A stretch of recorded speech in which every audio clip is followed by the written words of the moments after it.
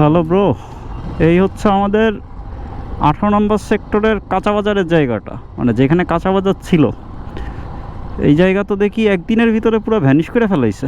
একদিন না, মানে আমি মাঝখানে 2 দিন বের হইনি। আমি শুনছিলাম যে বাজার ভাঙবে, কারণ এই বাজারটা অস্থায়ী একটা বাজার ছিল, বাট তাই বলে মানে পুরোপুরি ভ্যানিশ। আচ্ছা যাই হোক, ক্যামেরাটা আরও পরে অন করবো ভাবছিলাম, বাট এই জায়গা দেখে আর ক্যামেরা অন না করার লোভ সামলাইতে পারলাম না। এই জায়গাতে আমি বাজার করতে আসতাম, মানে মোটামুটি রেগুলার না আসলেও আসতাম। এই জায়গায় চায়ের দোকান ছিল, অন্যান্য খাবারের দোকান ছিল, মুদি দোকান ছিল, কাঁচা বাজার ছিল, বাট পুরোটা ভ্যানিশ করে দিছে। যাই হোক, এটা যেহেতু অবৈধ বাজার, ভ্যানিশ করাটা অস্বাভাবিক কিছু না, কিন্তু যারা এখানে ব্যবসা করতো কিংবা ধরেন যারা এখান থেকে কেনাকাটা করতো, তাদের কথাটা আসলে কিছুটা চিন্তা করা হয়তো বা জরুরি ছিল। যাই হোক, এবার ওইটা আমাদের ভাবার টপিক না, এখন আমাদের টপিকে ফেরত আসি। তো ব্রো, ওয়েলকাম টু মিডল ক্লাসের আরও একটা নতুন ভিডিওতে আপনাদেরকে স্বাগতম। আর এখন বাজে ঘড়ির কাটায় কয়টা, 2:40 মতো। যাচ্ছি একটু কাটাবন একটু কাজ আছে, তো এই কারণে বের হয়ে পড়লাম।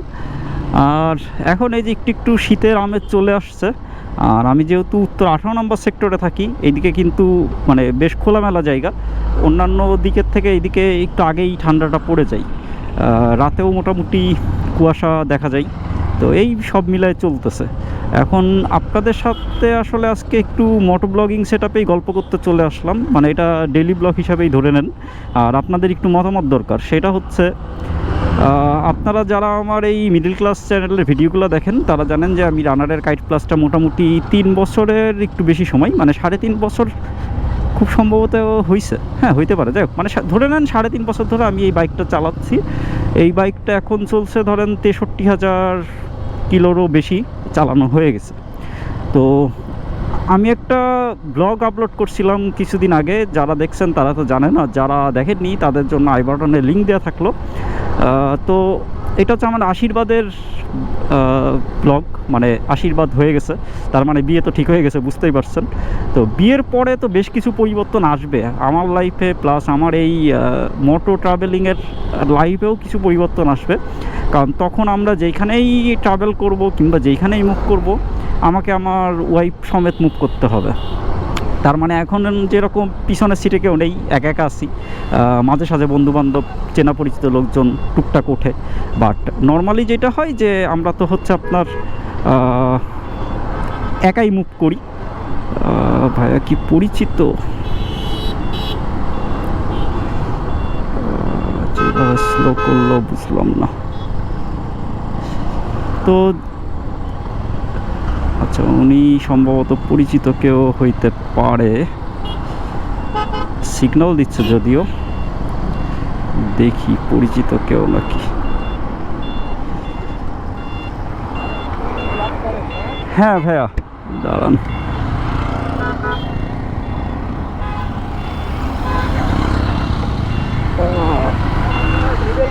হ্যাঁ আমি আপনার মানে সিগন্যাল দেওয়া দেখে মনে হলো যে আপনি আসলে মানে থামাইতে যাচ্ছেন, বুঝতে পারছি।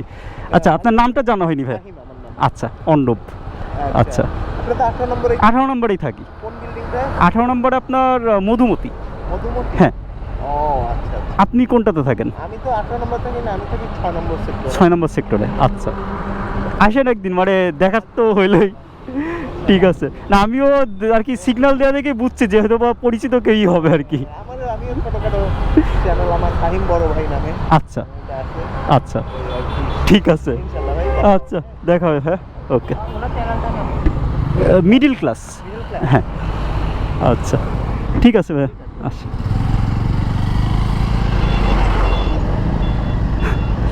যাক, বেশ ভালো লাগলো, পরিচিত এক ভাইয়ার সাথে দেখা হলো। উনি 6 নম্বর সেক্টরে থাকেন, আমার চ্যানেলের ভিডিওগুলো বললো দেখেন।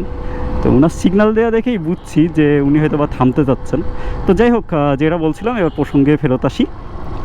তো আমার ওয়াইফ সমেত তখন মুভ করতে হবে। তো ধরেন কাইট প্লাস যেটুকু সাপোর্ট আমাকে এই 3-3.5 বছর ধরে দিয়ে আসছে, সেটা ওকে, মানে ওকে মিনস হচ্ছে ধরেন মানে আমার জন্য ঠিকঠাক ছিল। বাট এখন যখন একটু ফ্যামিলি সমেত মুভ করতে হবে, এখন একটু ভারী শক্তপোক্ত একটা বাইক অথবা স্কুটার আমার দরকার। এখন এইখানে আমি একটু কনফিউশনে আছি যে আসলে কোন সেগমেন্টে যাব। মানে আমি যেহেতু একজন মানে ট্রাভেল পারপাসে আমি আমার বাইকটা ইউজ করি, ট্রাভেলিং পারপাসে ইউজ করি, তো আমার এখন আসলে আমার পছন্দের সেগমেন্ট হচ্ছে ট্যুরিং বাইক বলেন কিংবা ট্যুরিং স্কুটার বলেন। কিন্তু আমাদের দেশে ট্যুরিং বাইক কিংবা ট্যুরিং স্কুটার এই দুইটা সেগমেন্টের অবস্থাই খুবই শোচনীয়। মানে খুবই অল্প পরিমাণে ধরেন আপনার কিছু মডেল অ্যাভেলেবেল আমাদের দেশে। যেমন ট্যুরিং বাইকের কথা যদি বলি, ট্যুরিং বাইকের ভিতরে ধরেন এই মুহূর্তে আমাদের দেশে অ্যাভেলেবেল ট্যুরিং বাইক আছে মাত্র দুইটা। একটা হচ্ছে লিফানের কেপিটি, আর আরেকটা হচ্ছে আপনার হুন্ডা CB150X। এখন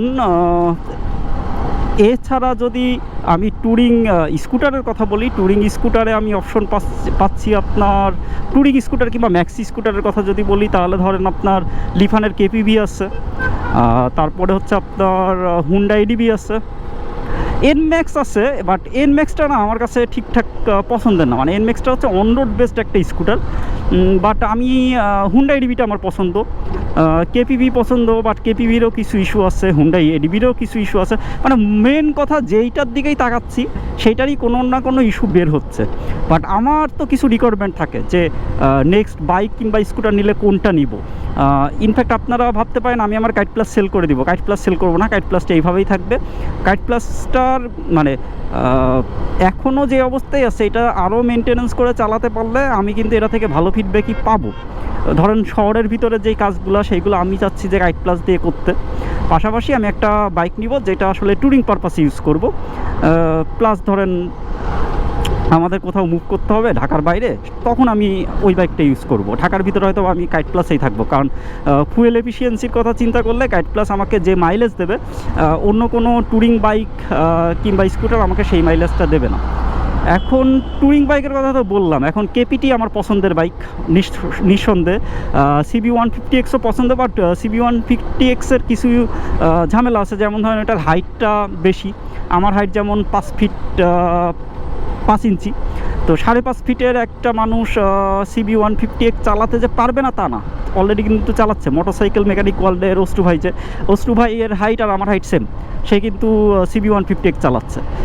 কিন্তু CB150X-এর প্রাইসটা অনেক বেশি আমাদের দেশে, প্লাস ওইটার যে মেনটেনেন্স কস্ট, মানে আমি CB150X-এর একটা মেনটেনেন্স কস্টের টাকা দিয়ে আমার ধরুন আমি 2টা কেপিটি মেনটেন করতে পারবো ওই পার্সপেক্টিভে। তো এখন আমি এই জিনিসগুলো নিয়ে একটু কনফিউশনে আছি, কারণ একটা জিনিস নিয়ে নিলেই তো নিয়ে নেওয়া না। মানে ওইটা ধরেন অ্যাটলিস্ট 2 বছর 3 বছর আমাকে ওইটার উপরে থাকতে হবে। ওইটার ব্যালেন্সিং বলেন, ওইটার ব্রেক পারফরমেন্স বলেন, সব কিছু চিন্তা করে তারপর ধরেন কমফোর্টের ইস্যুটা এখানে আসতেছে। কারণ আমি আমার রাইডিং সিটে যখন বসতেছি আমি কীরকম কমফোর্ট পাচ্ছি, আমার যে ওয়াইফ সে যখন পিলিয়ন সিটটাতে বসতেছে সে কীরকম কমফোর্ট পাচ্ছে, কোন লেভেলের সে কমফোর্ট পাচ্ছে সেটাও আমাকে চিন্তা করতে হচ্ছে। তো সব কিছু মিলায়ে আমি এখনও কনফিউশনে আছি যে কোন দিকে যাব বা কোনটা নিব। কারণ ওই যে যেটা বললাম যে প্রত্যেকটারই কোনো না কোনো ইস্যু দেখা দিচ্ছে। কেপিটি একটা ভালো অপশন, বাট কেপিটি আপনি যদি হচ্ছে পার্টসের কথা চিন্তা করেন, মানে চাইনিজ বাইকের যেটা মেন সমস্যা হয় পার্টসের ইস্যু, পার্টসের একটা ইস্যু আছে। যেহেতু আমি ঢাকার বাইরে মুভ করব, ঢাকার বাইরে যখন আমি কোথাও যাচ্ছি সেটা প্রপার সার্ভিসিংটা আমার যদি কোথাও দরকার হয় সেই সাপোর্টটা আমি পাবো কি না।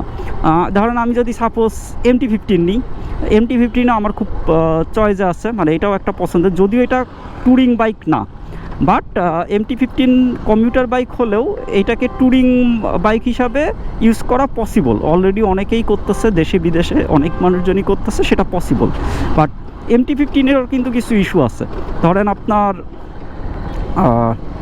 MT-15-এর পিছনের সিটটা যেরকম অনেক ছোট, পিলিয়ন সিটটা যেটা, তারপরে এটা শক অ্যাবজর্ভার ওইটাতে ঝামেলা আছে। তো এরকম বেশ কিছু ইস্যু আছে। তো সব কিছু মিলে আমি এখন কনফিউশন আছি কোনটাতে যাব। আবার ধরেন এই যে ভাইয়ার সাথে যেমন দেখা গেলো যে ভাইয়া যেরকম ধরেন আপনার ক্রুজার বাইক চালাচ্ছে, ক্রুজার বাইকও একবার মাথায় আসছিল যে সব কিছু বাদ দিয়ে ক্রুজার বাইক নিয়ে নিব কিনা।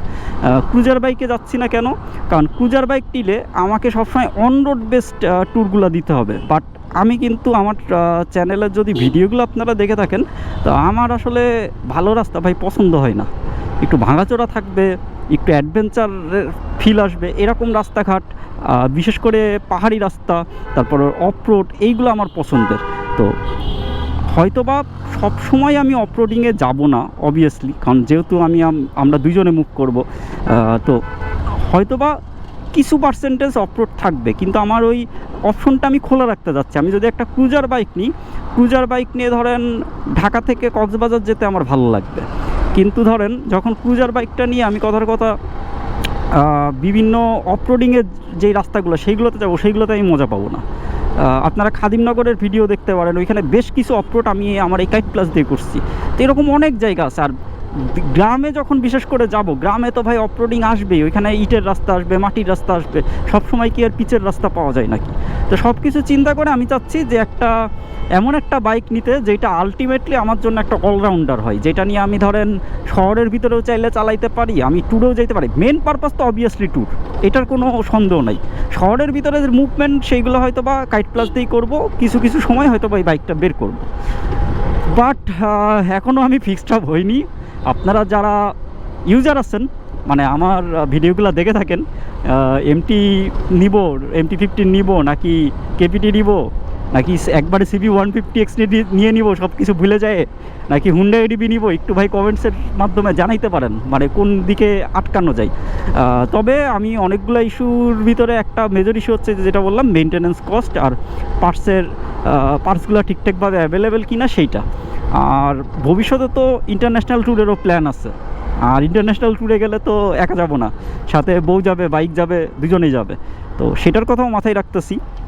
এই কারণে হয়তোবা আমি কখনোই আনঅফিশিয়াল বাইক হয়তোবা কিনবো না, কারণ আনঅফিশিয়াল বাইক নিয়ে আসলে ইন্ডিয়াতে যাওয়ার কতটা সুবিধার হবে এটা আমি সঠিক জানি না। কারণ যখন বাইকের পারমিশনটা নিতে হয়, তখন বাইকের কিন্তু বেশ কিছু পেপারস জমা দেওয়া লাগে। তো একটা আমি আনঅফিশিয়াল বাইক নিলাম, আমাকে ওই ডিলার পয়েন্ট থেকে যদি আমাকে প্রপার সাপোর্টটা দেয়া না হয়, সেই ক্ষেত্রে আমার বিভিন্ন প্রবলেম আমি ফেস করব। তো এই কারণে আমি আনঅফিশিয়াল বাইক এই মুহূর্তে নিতে চাচ্ছি না, আমি চাচ্ছি অফিশিয়াল কোনো একটা বাইকই নিতে। তাও দেখা যাক ভবিষ্যতে কী হয়। তো আজকের বকবক এখানেই ভাই শেষ করে দিই, আমি কাটাবনে যাচ্ছি। এটা জাস্ট একটা ডেইলি লাইফ ব্লগ ছিল, আপনাদের সাথে আমার ঘটনাগুলো শেয়ার করলাম। কারণ যেটা হবে যে আমি যদি আপনাদেরকে না বলি, তখন দেখা যাবে যে আমি জাস্ট একটা বাইক নিয়ে তারপর ফাইনালি নিউ বাইক লেখা একটা ভিডিও বানিয়ে ফেলছি।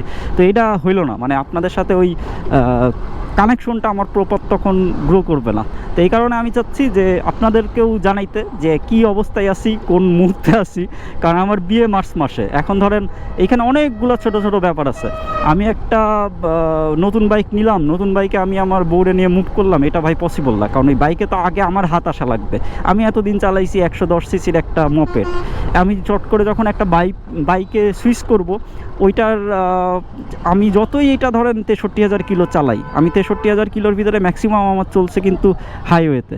যতই আমি চালাই তাও আমার কিন্তু একটা মানে যেইটুকু অভিজ্ঞতা সেটাই কাইট প্লাস নিয়ে, আমার কিন্তু ওই বাইকের উপরে অভিজ্ঞতা তখন 0% থাকবে। তো ওইটাকে অ্যাটলিস্ট একটা লেভেলে নিয়ে তারপর আমি যদি বিয়ে শাদিতে বসি, তাইলে ধরেন আমার জন্য সুবিধা হবে। নাহলে হবে কি যে বিয়ের পরে তো আপনি বউরে বলতে পারবেন না যে তুমি যাও না, আমি একা একা যাই, কিংবা ধরেন আমি একটু আগে চালাই হাত ঠিক করি, এইটা তো বলা যাবে না।